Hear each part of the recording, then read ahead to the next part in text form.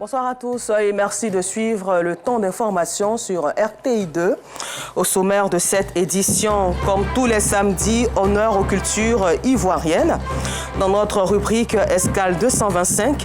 Et pour ce faire, nous irons cette fois-ci dans le département de Zoukoube découvrir la danse panthère et des initiés.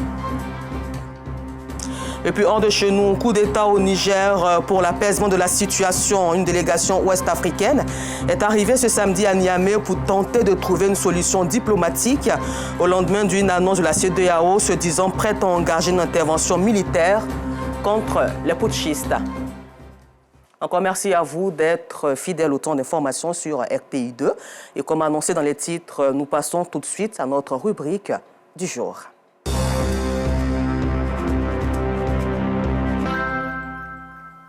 Dans le département de Zoukoube, à l'ouest du pays, il existe la danse panthère.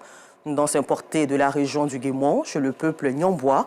Cette culture est tellement importante que presque tous les villages du département ont trouvé le moyen de créer une forêt sacrée. C'est une école.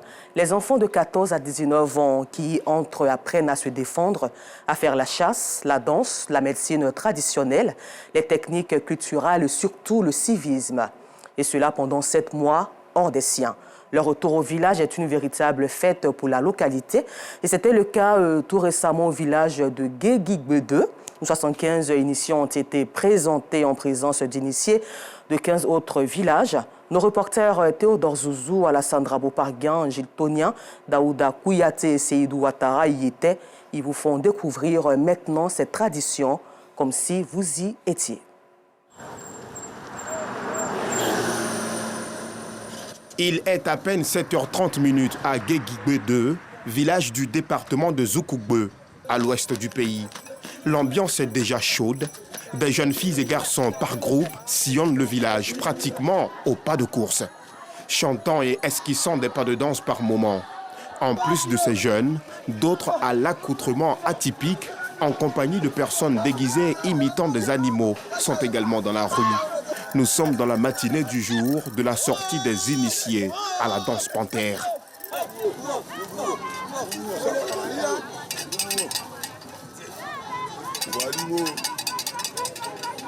Quand vous voyez les jeunes filles, les enfants en train de chanter, courir, c'est une mise en jambe. C'est pour s'apprêter. Chacun fait de sa manière pour attendre les initiés. La majorité des populations qui s'adonnent à cette manière de faire est parée de couleurs bleues et rouges. Certains ont les cheveux teints en ces deux couleurs. C'est la couleur que nous avons choisie pour les initiés. Nous courons partout ce matin parce que nous sommes en joie. Il y a nos frères qui vont tout à l'heure venir vers les 16 heures de la forêt sacrée. Ces groupes de jeunes filles sont recherchés par les hommes panthères dans la rue. Et lorsque les deux parties se rencontrent, ce sont des tapes, des coups qui sont administrés aux filles par les panthères.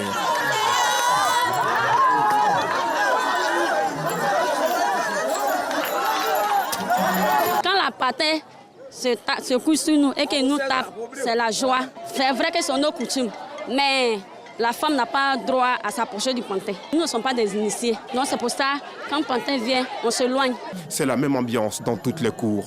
Un autre groupe de personnes habillées différemment et aux attitudes bizarres est aussi visible.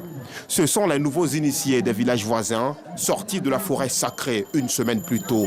Par exemple, ceux de Guéissoupan, qui se déplacent en compagnie d'un ancien, les bras croisés. En Bruges, ils sont là pour manger les médicaments. Il y a 7 mois avant qu'ils sortent, c'est pour cela qu'ils ont les bras croisés. Quand ils sortent de la Bruges, eux ne mangent pas comme nous. 7 jours encore. Guégigbe 2 est bondé de monde. 15 villages ont été invités. Et ces temps de forte affluence profitent aux personnes qui vendent des sandwichs et bien d'autres types de nourriture. Je vends à Zoubé, je suis venu vendre. En même temps, à en profiter pour regarder mes frères qui sortent et puis avoir un peu d'argent. Dans les cours, les femmes s'attellent à confectionner les mets de la journée. On fait la nourriture pour les invités, pour le parrain. Tu viens à notre cérémonie. La même atmosphère est entretenue dans le village jusqu'à 15h30, où tous les regards sont tournés vers la forêt sacrée, lieu où séjournent 75 enfants depuis 7 mois pour l'initiation à la danse panthère. Notons que ceux qui n'ont pas pu terminer ces 7 mois sont appelés demi-initiés. Anciens, démis ou initiés mènent la garde aux barrières. Il y a les autres là, les enfants sont là-bas. Ils veulent forcément voir les enfants vite. Et puis ceux qui sont là aussi, on ne les a pas encore donné l'autorisation d'enlever la barrière. C'est pourquoi il y a cette lutte-là. Quand je ne suis pas là, les enfants ne peuvent pas sortir. Moi, ils ont besoin. Les barrières ôtées, la panthère blanche et sa progéniture sortent de la forêt et partent annoncer au village la sortie imminente des nouveaux initiés. Un signal qui fait venir le Gouéi, signifiant maître en langue locale, tout de blanc vêtu. Je m'en vais dans la forêt sacrée. Je vais maintenant pour faire sortir mes initiés. À un peu plus de 16 heures, le grand fétiche apparaît, porté par un initié. Puis le Gouéi, les anciens initiés et enfin les nouveaux, tenus par leur parrain ou protecteur. Ils s'engagent tous pour le tour du village. Le maître initiateur est porté en triomphe. C'est pour prouver que non, il est fort. Il a protégé les enfants sans qu'il ait un accident, rien de mettre. Les enfants sont propres. Au bout du village, à un endroit proche de la forêt, un coup de feu retentit. Une manière d'intimer l'ordre aux nouveaux initiés de regagner la forêt sacrée. C'est la débandade. À son domicile, le chef du village s'entretient avec ses notables. Il nous explique comment il parvient, sans être initié, à pérenniser ce pan de la tradition Nyambois. De temps en temps, j'appelle les chefs des initiés. Je leur demande quels sont vos problèmes. Les problèmes qui sont là-bas, ensemble avec ma notabilité, on règle ces problèmes-là et puis ça finit. Je dis à mes enfants qui sont à la diaspora, pendant ces fêtes-là, qu'ils viennent. C'est là, quand ils vont venir, ils vont prendre des conseils. Et puis, ils vont partir avec ça, le bonheur, et puis pour le développement du village. Pendant ce temps, à la place publique du village, les anciens initiés font montre de leur talent de danseurs. Et cela, sous le regard des formateurs, des autorités communales, du parrain de la cérémonie et du public.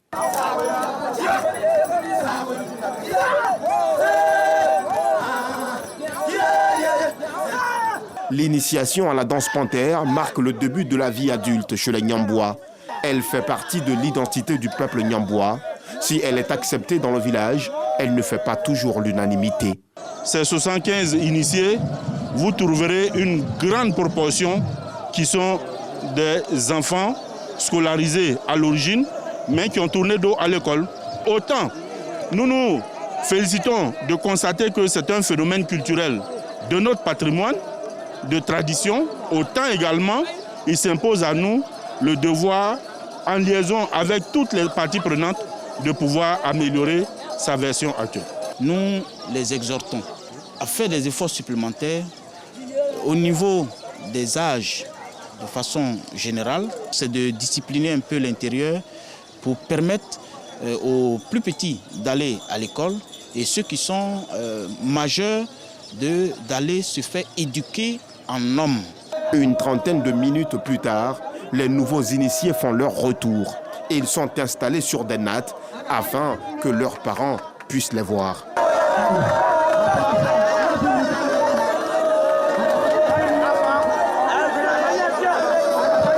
La danse panthère constitue pour le peuple Nyambois une véritable école de formation au courage avec des attributs qui contribuent au développement du tourisme local du département de Zoukougbeu.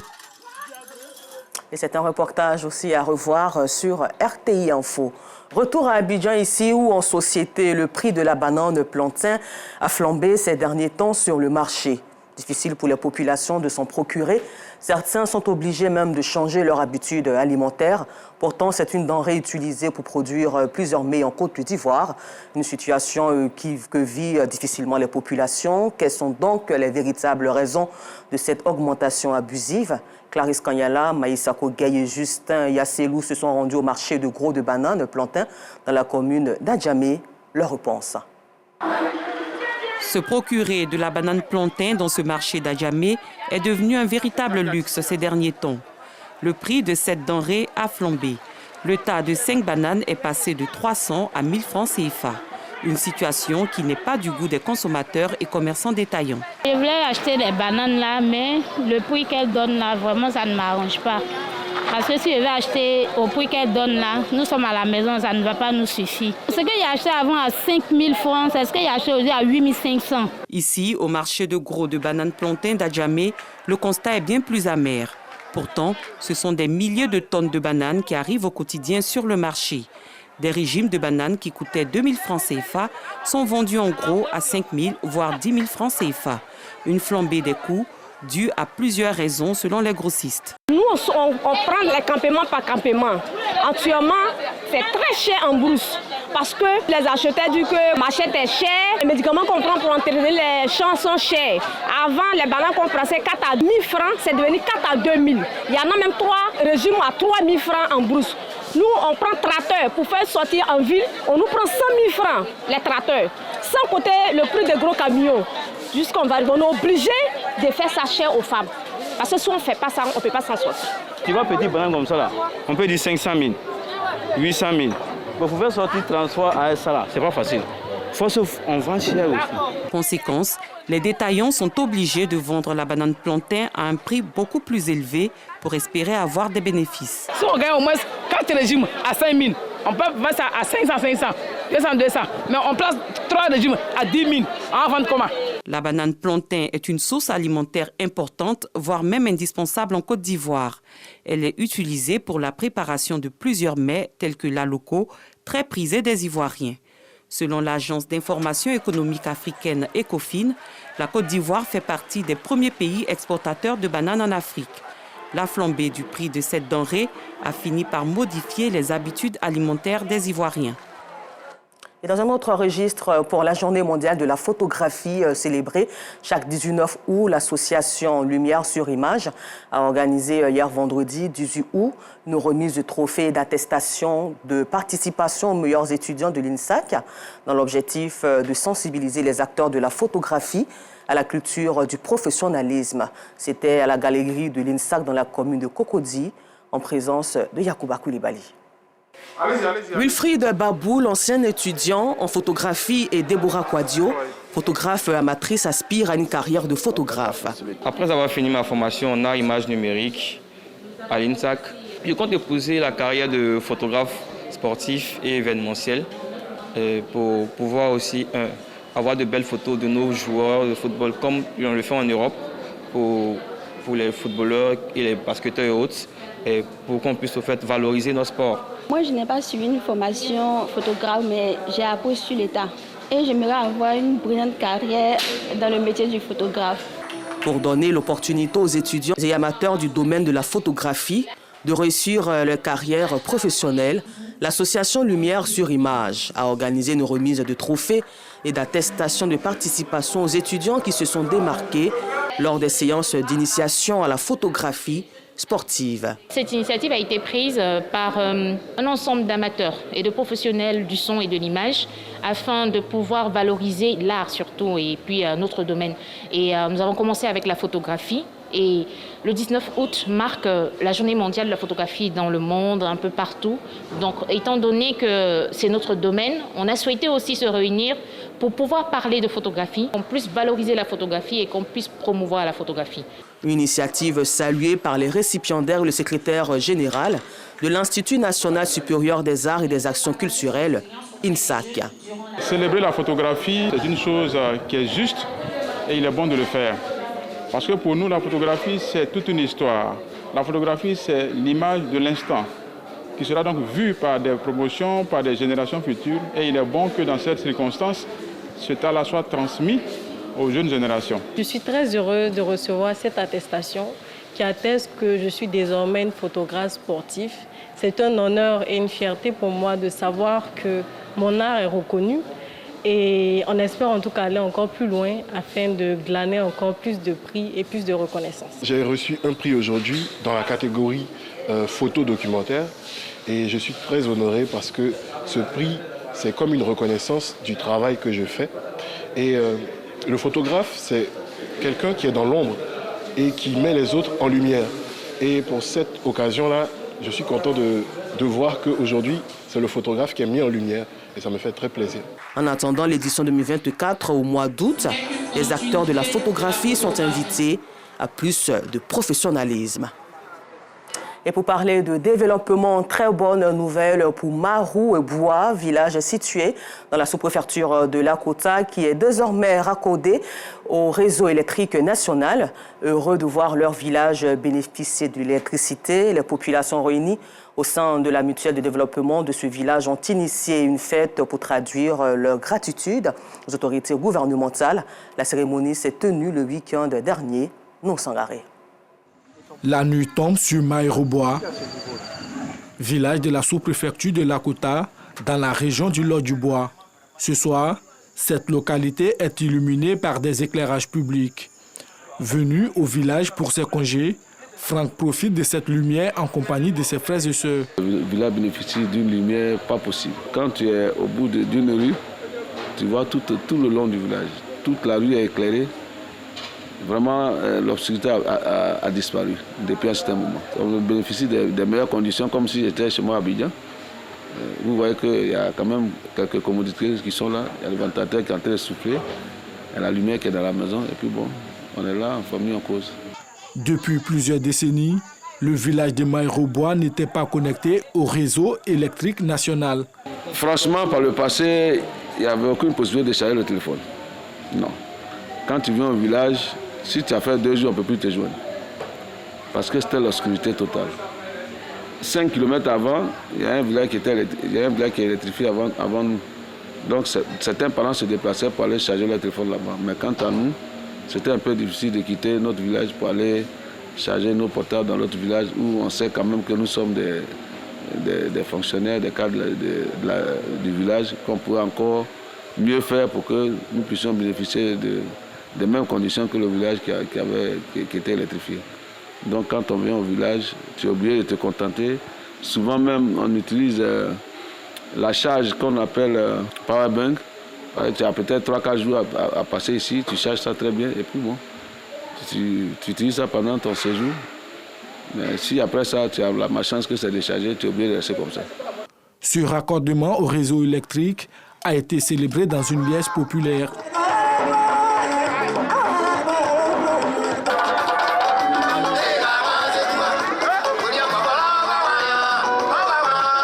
Une occasion saisie par la MUDEVA, Mutuelle de développement de Mairou-Bois, pour affirmer sa gratitude au président de la République. Je voudrais remercier le président de la République, son Excellence Alassane Ouattara, qui, dans sa politique de grande ouverture, a permis que Mairou-Bois aujourd'hui soit connecté au réseau national électrique.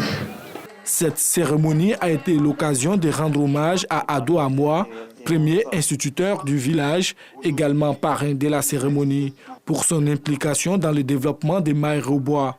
Par la voix de son représentant Kane Sondé, il a traduit ses encouragements aux filles et fils de Mairou-Bois. Mes chères pieuses, je suis fort heureusement rassuré que les actions de développement que vous avez menées dans ces villages vous aideront à relever le défi de l'émergence pour le bonheur de votre village, de votre tribu, de votre canton, de votre département, de votre région et du pays, la Côte d'Ivoire tout entière.